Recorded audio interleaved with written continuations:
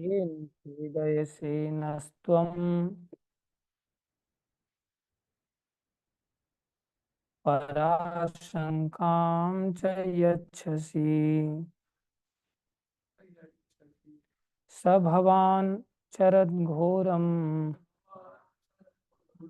यत्तपः सुसमाहितः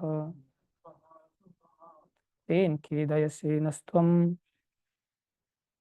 पराशङ्कां च यच्छसि स भवान् अचरद्घोरं यत्तपः सुसमाहितः तेन खेदयसेनस्त्वं पराशङ्कां च यच्छसि। शब्दार्थ वह भवान।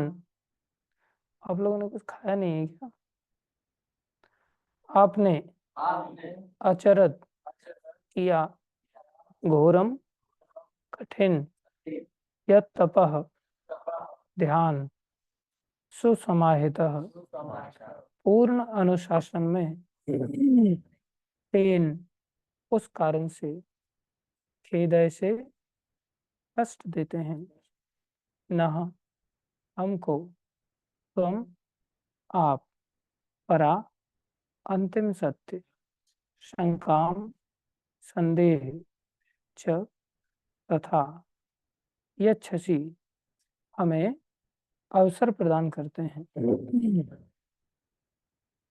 अनुवाद फिर भी जब हम आपके द्वारा पूर्ण अनुशासन में रहते हुए संपन्न की गई कठिन तपस्याओं के विषय में सोचते हैं तो हम आपसे भी अधिक शक्तिशाली किसी व्यक्ति के अस्तित्व के विषय में आश्चर्यचकित रह जाते हैं।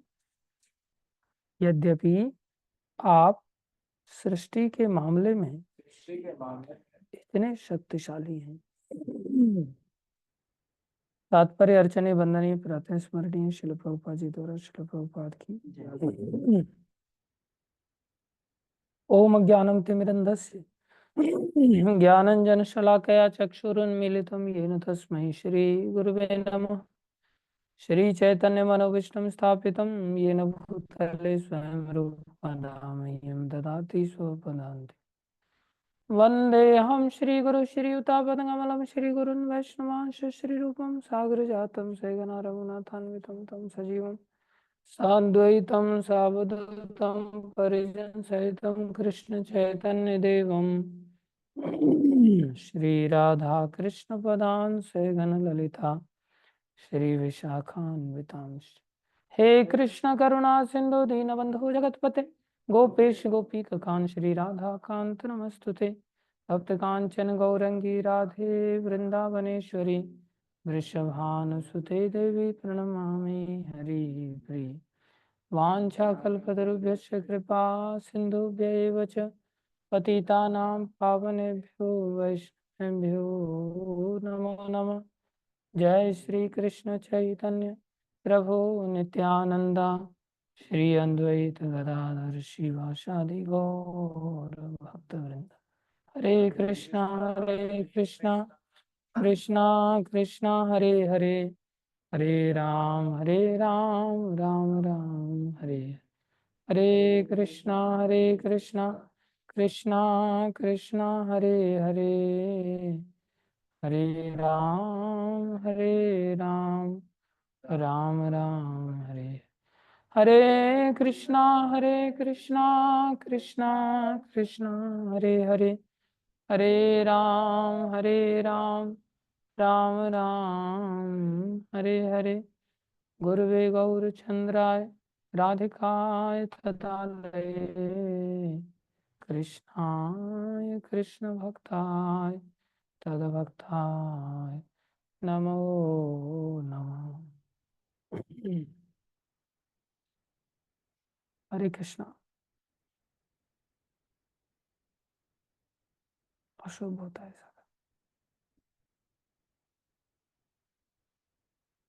अनुवाद फिर भी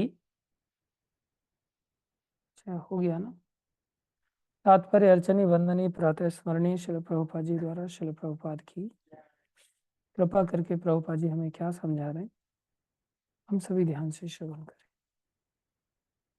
श्री नारद मुनि के चरण चिन्हों का अनुसरण करते हुए मनुष्य को चाहिए कि वो अंधे की तरह गुरु को साक्षात ईश्वर न मान ले। ये बहुत बड़ी बात प्रभुपाद जी यहाँ समझा रहे हैं कि अंधे की तरह गुरु को साक्षात ईश्वर नहीं मान लेना चाहिए। गुरु का सम्मान ईश्वर के समान ही किया जाता है, लेकिन जो गुरु अपने को साक्षात ईश्वर कहे उसे तुरंत त्याग देना चाहिए। नारद मुनि ने ब्रह्मा को सृष्टि करने के अद्भुत कार्य के कारण सर्वोपरि मान लिया था, लेकिन जब उन्होंने देखा कि ब्रह्मा जी भी किसी श्रेष्ठ पुरुष की पूजा कर रहे हैं तो उनको संदेह हुआ। परमेश्वर तो श्रेष्ठतम है ही, उनका कोई आराध्य नहीं है। अहंग्रहो उपासिता या जो साक्षात ईश्वर बनने के उद्देश्य से अपनी पूजा करता है भ्रामक है, लेकिन बुद्धिमान शिष्य तुरंत पहचान सकता है कि परमेश्वर को ईश्वर बनने के लिए किसी की, यहाँ तक कि अपनी भी पूजा करने की आवश्यकता नहीं रहती। भले ही वो दिव्य अनुभूति के लिए अहंग्रहोपासना एक विधि हो, लेकिन इससे वह कभी ईश्वर नहीं बन सकता। कोई व्यक्ति आत्म अनुभूति की विधि से ईश्वर नहीं बनता। नारद मुनि ने ब्रह्मा जी को सर्वोपरि पुरुष के रूप में सोचा था, किंतु जब उन्होंने देखा कि वे दिव्य अनुभूति की विधि में लगे हैं तो उन्हें संदेह हुआ। अतः वे सही सही जानकारी चाह रहे थे।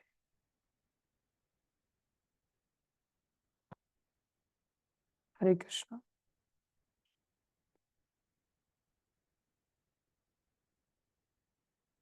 ध्यान देने वाली बात है,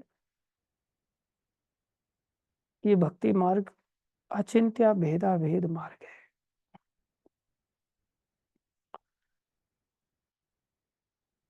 अर्थात कभी कभी भेद भी करना पड़ता है और कभी कभी अभेद भी करना पड़ता है। जैसे ये संसार भगवान ही है,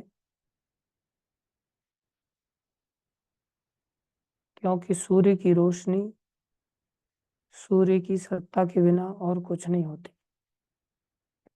तो सूर्य की रोशनी सूर्य ही है, लेकिन फिर भी सूर्य नहीं है, क्योंकि सूर्य की रोशनी सूर्य से आती है। सूर्य उसका स्रोत है। तो एक दृष्टि से कोई व्यक्ति किसी को पकड़ के ले जाए, पुलिस पकड़ के ले जाए, बोले सरकार पकड़ के ले गई, तो सरकार कौन है? राजा ही है, प्रधानमंत्री ही है। लेकिन फिर भी प्रधानमंत्री व्यक्तिगत तो नहीं आया था पकड़ने के लिए, प्रधानमंत्री की जो शक्ति है वो पकड़ने आई थी। तो दूसरी दृष्टि से देखा जाए तो शक्ति और शक्तिमान दोनों अलग अलग तो नहीं रहते, इसलिए सरकार ने ही पकड़ा। और दूसरी ओर देखा जाए तो सरकार किसकी है? बोले मोदी जी की है। तो मोदी जी पकड़ने नहीं आए, उनकी शक्ति ने पकड़ा। तो समय समय पर हमें इस चीज का भान करना होगा कि इसी तरह से ये सृष्टि भगवान ही है और फिर भी भगवान नहीं है। जैसे गुरु हैं, उनके बारे में भी ऐसा ही वर्णन आया। बोले साक्षात हरि त्वेन, साक्षात हरि हैं। लेकिन पीछे वहां किंतु प्रभुर्य प्रिय एव तस्य, किंतु शब्द भी लगा दिया, और किंतु शब्द दर्शा रहा है कि वो हरि नहीं है, प्रभुर्य प्रिय एव तस्य, वो भगवान के, प्रभु के प्रिय है।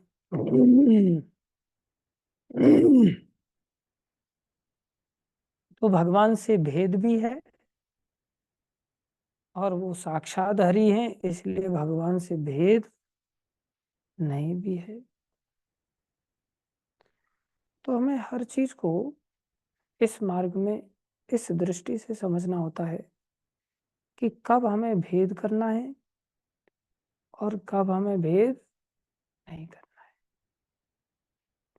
इसकी जानकारी हमारे पास होनी चाहिए। जब हम उन्हें सम्मान दें, जब हम उन्हें अपनी ओर से गुरु को सम्मान दें, तो क्या करना होता है फिर? भेद करना होता है क्या? तब उन्हें कैसे देखना होता है? साक्षात भगवान, तो भगवान की तरह देखना होता है। और जब वो स्वयं में अगर कहने लग जाएं कि मैं भगवान हूं, तब उन्हें कैसे देखना है? ये भगवान नहीं है। अगर स्वयं में ऐसे कह रहे हैं कि मैं भगवान हूं, तो ये भगवान नहीं है, बल्कि गुरु भी नहीं है। अगर वो ऐसे कहने लग जाए खुद से ही कि मैं भगवान हूँ, तुम मेरी भगवान की तरह पूजा कर रहे थे ना, बोले अब मैं भगवान बन गया, तो बोले वो भगवान भी नहीं है और गुरु भी नहीं। वो कहें कि नहीं मैं भगवान नहीं हूँ, तब समझ लेना चाहिए वो खुद से कह रहे हैं मैं भगवान नहीं हूँ, मतलब भगवान नहीं है ये, भगवान के प्रिय है। क्योंकि भगवान का प्रिय जो होता है वो अपने आप को कभी महान नहीं कहता, ना ही समाज में वो ऐसा प्रदर्शन करता है जिससे समाज उसे महान कहे। प्रदर्शन नहीं करता, उसकी महानता है कि वो भगवान का प्रिय है, प्रियता ही उसकी महानता है। प्रियता के कारण भगवान उसको स्वीकार करते और उसकी महिमा को सारे संसार में फैलाते। तो इसका अर्थ ये नहीं कि फिर हमें भगवान की तरह उनको पूजना नहीं चाहिए, उस समय हमें उनको भगवान की तरह ही पूजना चाहिए। ये सारी सृष्टि ऐसे ही व्यवहार करती है, सारी सृष्टि को हमें हमारी ओर से भगवान की तरह देखना चाहिए। से देखना है भगवान की। लेकिन सृष्टि में कोई व्यक्ति क्लेम करने लग जाए कि मैं भगवान हूं, तब उसे भगवान की तरह नहीं देख सकते। तो समय समय पर कभी भगवान की तरह देखना होता है और कभी भगवान की तरह नहीं देखना होता है। ये परिपक्व समझ होनी चाहिए।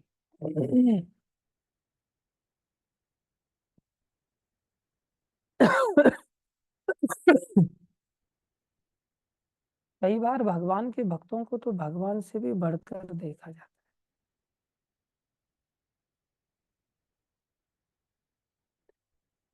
है। जब हम अचिंत्य भेदा भेद की दृष्टि से इस सृष्टि को समझ पाते हैं, जो कि प्राय लोग नहीं समझ पाते, प्राय लोग उल्टा समझते हैं। जो सामने वाला योग्य नहीं है उसको भगवान मान लेते हैं, और जो योग्य है उसको भगवान नहीं मानते। जो चीज हमें भगवान की ओर ले जाने वाली होती है, सहायक बनती है, हम उन चीजों को ग्रहण नहीं करते, और जो चीजें भगवान से दूर ले जाने वाली हैं उनको हम सोचते हैं कि ये तो भगवान ही है, और उनको हम ग्रहण कर लेते।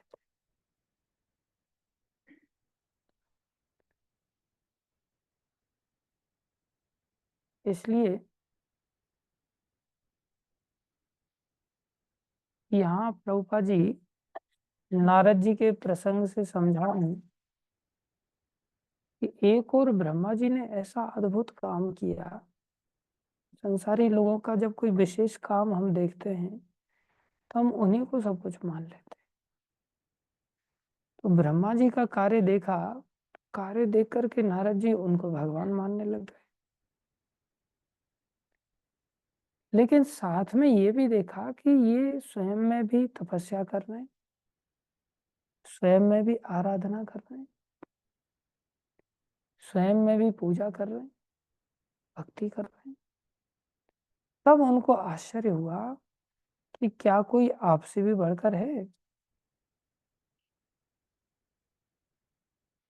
अब मान लो संसार में कोई व्यक्ति किसी की पूजा अर्चना ना करे स्वयं में, और स्वयं में बड़ा आदमी हो, तो क्या वो भगवान है? और वो घोषणा भी कर दे कि मैं ही भगवान हूँ, तो क्या उसे भगवान मान लेना चाहिए? नहीं। कौन भगवान है कौन भगवान नहीं है, इसकी पर्याप्त समझ होनी चाहिए, और समझने के साथ फिर व्यवहार कुशल होना चाहिए, फिर व्यवहार होना चाहिए।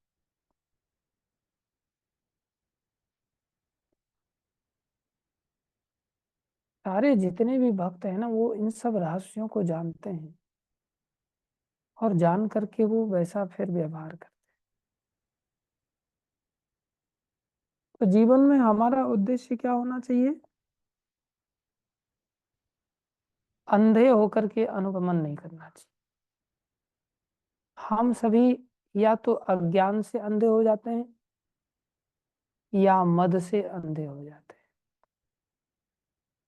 कैसे अंधे हो जाते हैं? या तो अज्ञान से या मद से। फिर हम भगवान का सही सही रीति से आश्रय नहीं ले पाते। तो जो अज्ञान से अंधे हो जाते हैं वो लोग भजन साधन नहीं करते, क्योंकि उनको पता ही कुछ नहीं है। उनके लिए तो पैसा भगवान है, उनके लिए वो बहुत सारे लोग तरह तरह के भगवान घोषित कर देते हैं। उनके लिए माँ भगवान है, उनके लिए पिता भगवान है, उनके लिए संसार में कोई बड़ा आदमी है वो भगवान है, वो उनको भगवान मान लेते हैं। बहुत सारे लोग अपने गुरु को ही भगवान मान लेते हैं। गुरु को भगवान की तरह पूजना चाहिए, अच्छे सिंहासन पर बिठा करके पूजा करनी चाहिए, लेकिन इसका अर्थ ये नहीं कि फिर भगवान की पूजा छोड़ देनी चाहिए। अगर कोई गुरु भगवान की पूजा छुड़वा देता और सोचता है कि अब आपको भगवान की पूजा करने की जरूरत नहीं, मेरी ही पूजा कर लो क्योंकि मैं ही भगवान हूँ, उसी समय गुरु का भी बेड़ा गर्क हो जाता है और उस व्यक्ति का भी बेड़ा गर्क। इसलिए संसार में माँ का भी त्याग नहीं किया जाता, माँ की भी पूजा कर सकते हैं, पिता की भी पूजा कर सकते हैं, उनका भी सम्मान कर सकते हैं, यदि वो भगवान की भक्ति में विरोध नहीं करते। अगर वो लोग विरोध करते हैं,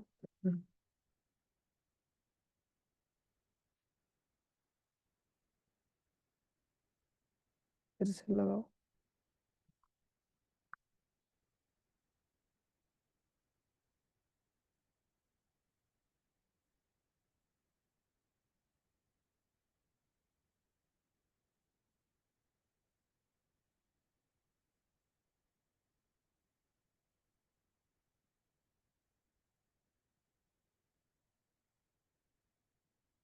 करने लगाओ।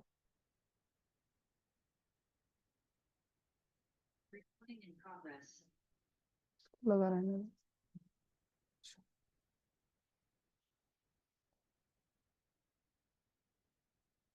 यदि वो विरोध करते हैं तो फिर भगवान की तरह वो भी पूजनीय नहीं होते, और कोई अगर सहायता करता है तो वो भी भगवान की तरह क्या हो जाता है? पूजनीय हो जाता है। छोटी से छोटी चीज नहीं ले रहा है।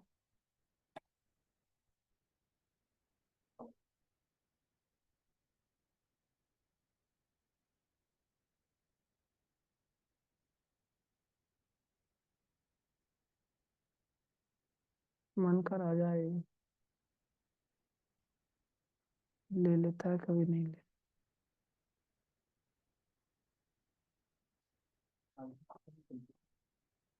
हाँ, होने वाली है। ठीक है। एक छोटा सा आसन, छोटा सा आसन जिस पर बैठ करके या जिस पर खड़े होकर के हम भगवान की पूजा करते हैं, बोले वो भी भगवान की तरह ही व्यवहार करता है, वो भी पूजनीय। उसको भी पैरों से हैंडल नहीं करना चाहिए। शास्त्र कहता है अगर कोई पैर से आसन को खींचता है जिस पर बैठ करके हम भक्ति करते हैं, पूजा अर्चना करते हैं, वो पैर से खींचने से सारे पुण्य चले जाते हैं। सारे पुण्यों का नाश हो जाता है, क्या करने से? खाली आसन को पैर से खींच लेने से। क्योंकि वो आसन हमें क्या कर रहा है? भगवान की ओर जाने में सहायता कर रहा है।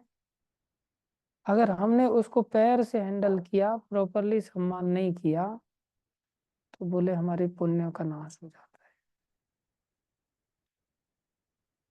तो संसार में कोई भी वस्तु जो हमारे सहायक है कर दे। कोई भी वस्तु जो हमारे सहायक है वो भगवान की तरह ही हैंडल होनी चाहिए।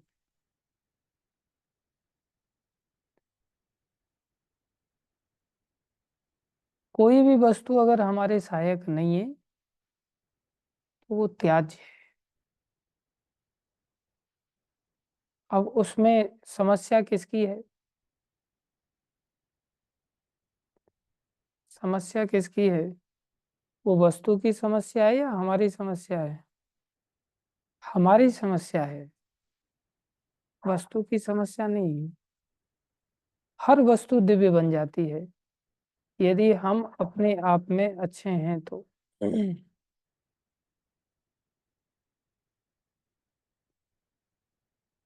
यदि हम अच्छे नहीं हैं तो हर वस्तु दूषित बन जाएगी, हमारे लिए बाधा बन जाएगी। तो हम एकदम से चुटकी बजाने से तो अच्छे बनेंगे नहीं। तो गुरुजन हमें धीरे धीरे धीरे धीरे बताते हैं कि भाई ये चीज को आप सम्मान करो, ये चीज के साथ रहो, और फिर धीरे धीरे धीरे धीरे हम अच्छे भक्त बन जाते हैं। जैसे प्रहलाद महाराज हैं, छोटे से बच्चे हैं। उनको जब पूछा गया कि अरे प्रहलाद, तुम्हें तो सर्प से डसवाया गया, सांप ने काटने का प्रयास किया, फिर भी तुम मरा नहीं। उनको बोला गया तुम तो आग से जलाने का भी तेरे को प्रयास किया, हमने सुना, और फिर भी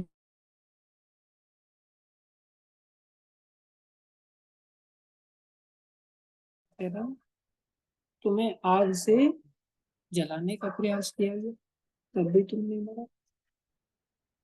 ऐसी ताकत तुम्हारे अंदर कैसे आ गई? प्रहलाद महाराज कहते हैं मैं कोई मंत्र तंत्र बहुत ज्यादा नहीं जानता, मुझे कुछ बहुत ज्यादा मंत्र तंत्र वगैरह कुछ भी ज्ञान नहीं है। लेकिन एक चीज का ज्ञान है कि मैं संसार में कुछ अच्छा या बुरा नहीं देखता। मैं क्या नहीं देखता? संसार में कुछ अच्छा है ये सोच के भगवान से मन हटा करके संसार में मन नहीं लगाता, और संसार में कुछ बुरा है ऐसा सोच करके मैं उससे घृणा भी नहीं करता। अर्थात मैं अच्छे बुरे की चिंता नहीं करता। लेकिन साथ में जो भक्त लोग हैं, मैं उनके चरणों का सानिध्य जरूर करता हूँ। मेरी ये दो ही विशेषताएं हैं कि संसार के प्रति गुणों को नहीं देखता, संसार के दोषों को नहीं देखता, लेकिन भक्तों के चरणों का त्याग नहीं करता। तो गुरुजन हमें सिखाते हैं कि पहले संसार के गुणों को मत देखो कि भाई ये बहुत अमीर है, इसका मकान कितना बढ़िया है, इसकी नौकरी कितनी बढ़िया है। जब हम संसार के गुणों को देखते हैं, संसार की महानता को देखते हैं, तो हम वैसा बनना चाहते हैं। और ना ही भक्त संसार के दोषों को देखता है, ना तो संसार के गुणों को देखता है, ना ही संसार के दोषों को देखता है। बोले जीव स्वतंत्र हैं, सभी अपने अपने कर्मानुसार अपने अपने अवगुण या गुण उन्होंने प्राप्त किए, हमें उनसे क्या लेना देना। फिर वो किसको देखता है? बोले केवल भक्तों को देखता है। और फिर वो भक्तों को देखता है, भक्तों के साथ में हरि कथा सुनता है, कीर्तन करता है, भजन करता है, जैसे नारद जी का सानिध्य प्राप्त हुआ। ऐसा करने से बोले मेरे अंदर ऐसी ताकत आ गई कि कोई भी कठिनाई को मैं, जैसे छोटा सा कोई सरोवर हो तो उसको आदमी कैसे तैर के पार कर जाता है, तो बोले मुझे ऐसा तैरना आ गया है कि कोई भी कठिनाई को मैं तैर के पार कर लेता हूँ। क्या करने से? सिर्फ तीन काम करने से। एक तो संसार के अंदर कोई दोष नहीं देना, तो टेंशन हमें क्यों लेना। दूसरा, संसार के गुण भी नहीं देखना, भगवान के गुण देखेंगे। अगर देखना भी है कभी संसार में, तो भक्तों को ढूंढो, भक्त लोग, और भक्तों की संगति करनी चाहिए। भक्तों की संगति करने से क्या हो जाएगा? हम भक्तों के प्रति अपराध से बच जाएंगे और भक्तों की कृपा पात्र बन जाएंगे। लेकिन हम क्या करते हैं, भक्तों के साथ जब रहने चले जाते हैं तो भक्तों के अंदर ही गुण दोष दिखाई देते, ज्यादातर तो दोष दिखाई देते, गुण तो कौन देख पाता। फिर हम भक्त लोगों से ही मुंह फुला लेते हैं, वो उससे बात नहीं करता, वो उससे बात नहीं करता, वो उसको उसके साथ रहने में दिक्कत आती है, उसको उसके साथ रहने में दिक्कत। फिर भगवान बहुत सारी कठिनाइयां हमारे जीवन में लाते। इसलिए हमें समझ होनी चाहिए, और छोटा सा बालक भी इतनी भी बड़ी समस्याओं को तैर के पार कर गया। कैसे? केवल इतना सा वचन की पद्धति को सीखने से। हमें तो संसार की बहुत परवाह होती है, लोग क्या कहें। हमें ये परवाह नहीं होती कि भक्त लोग क्या कहें। इसलिए हमें भक्तों के प्रति समर्पण और भक्ति को बढ़ाना चाहिए। तो ये जीवन अच्छा जीवन है। नहीं तो संसार में भक्ति मार्ग में आकर के भी आदमी अपनी पूजा करवाता है। पूजा करवाने का मतलब ये नहीं है अगरबत्ती घुमवाना ही पूजा है। संसार में किसी को भी अपनी सेवा करवाना, वो भी पूजा कराना जैसा ही है। स्वयं से हमें किसी से डिमांड नहीं करना, और जीवन को स्वयं सेवा में लाना। ये सब भक्ति करने से होता है। भक्ति के अंगों का पालन करना और जीवन को। धन्यवाद सभी का। भागवत महापुराण की जय, श्री प्रभुपाद की जय, श्री गुरु महाराज की जय, अनंत कोटि वैष्णव वृंद की जय। आप सब सकते हैं।